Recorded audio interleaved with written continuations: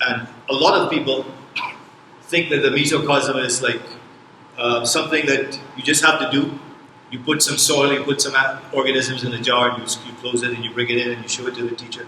And a lot of teachers and students are thinking, well, I don't know why the IB put this thing on the syllabus. Mesocosms are made so that we can do controlled experiments on the environment specifically in ways that we can't really do out in nature. So there are a lot of mesocosms set out there by marine biologists.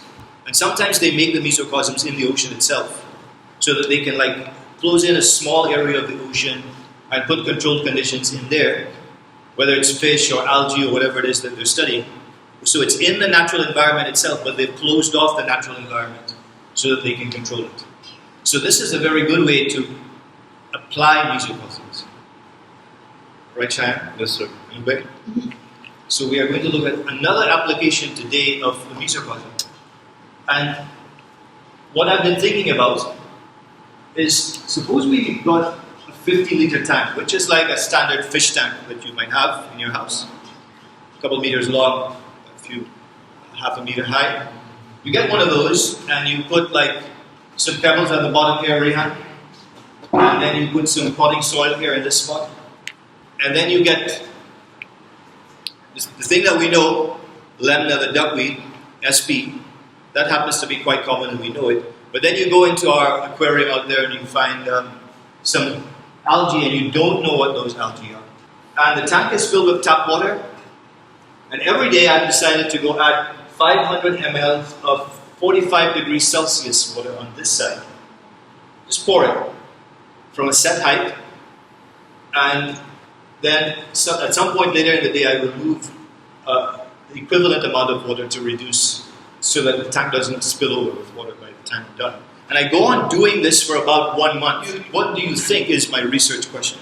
So I feel like your research question should be something related to how does an increase or decrease in temperature affect the rate of growth of algae? So it has something to do with temperature.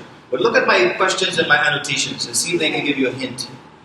Upwellings, gyres. Where is the biggest desert in the world? The open ocean. And then in the ocean also you have areas that are fed by nutrient cycle. They're fed by upwellings. But how much do they have to do with water flowing from a warm area into a cold area and causing some kind of circulation? If you read about the Gulf Stream, which flows from the Caribbean all the way across the Atlantic Ocean into a place called Svalbard. But during the summer when the Gulf Stream comes up, it feeds the aquatic life. It causes higher productivity among this aquatic life, which then feeds the food chain and allows fish and birds and the whole ecosystem to thrive. What am I asking in my research question now that I've said that I'm talking about the open ocean being a barren desert, gyres and upwellings? It says that upwellings are basically currents of cold water.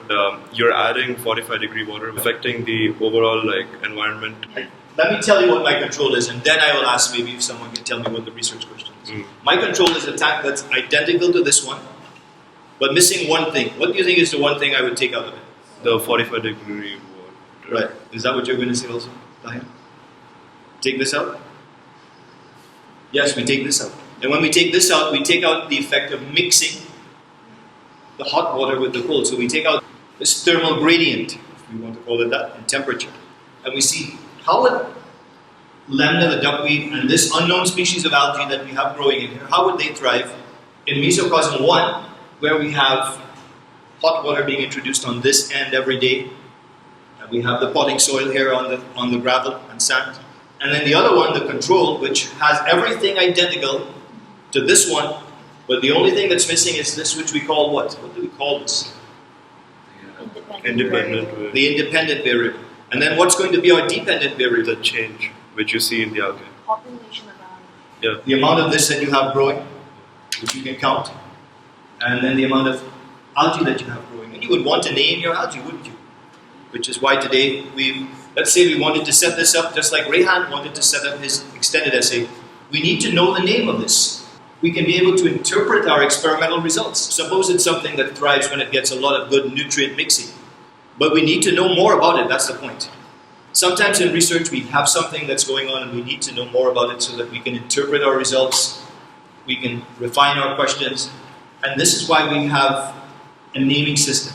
So we can look at this alga in detail and then follow some steps to try to identify it. I want you to think about another research question that might come out of this, about hydrothermal vents. Who's heard about hydrothermal vents? Yes. They're like underwater vents which release the. See, the Earth has like its own like mantle and all those layers, and the core is very hot, and it has a lot of stored energy, which is in the form of heat energy. And there are certain openings, and through these vents, a lot of this heat energy comes out. So then, Cheyenne, if you had to change this model to see the effect of hydrothermal vents. Okay, Spencer, tell me. You have the heat come from the bottom. And how might you actually do that though? You have a tube going down there and you send the hot water down there from the bottom. And you might actually get something that could very slowly release the hot water, which is really like a good simulation of how a hydrothermal vent works. This is why we study the mesocosm, to take the natural environment and bring it under controlled conditions. So the idea of just putting some life in a jar it's all good, but this is really how you apply it. So this would be a very strong application of the concept of a mesocosm. A small piece of the natural environment brought under controlled conditions so you can investigate certain things. This, of course, is a model, and models have their limitations. So if you choose to do something like this, and you have all of these reasons that I've been giving, like why I'm deciding on this, what I read, what I want to know, then I'm showing my personal exploration, how I arrive at my research question. Then I show creativity because I believe I'm making up something that I've Googled for it and I haven't found the answer. If you know that your idea is genuine and you happen to Google for it and you find it, well then that's okay. I'm sure it won't be identical to what you want to do. It might inform what you want to do, and then that's okay. That's how I want all of you to be thinking about your research question for both chemistry and biology. Our focus today is to take all of this discussion and try to see if we can identify this species. So we're going to record as much information. You can draw, you can record information, it will be there. And then we want to try to identify it. And if in 15 minutes anyone can identify it, that's great. We'll know who you are. And don't ask for a hand. Right? And at the end of 15 minutes, we'll find out who's identified it, who hasn't identified it. And then we will see how we can use the identification key to figure out its name.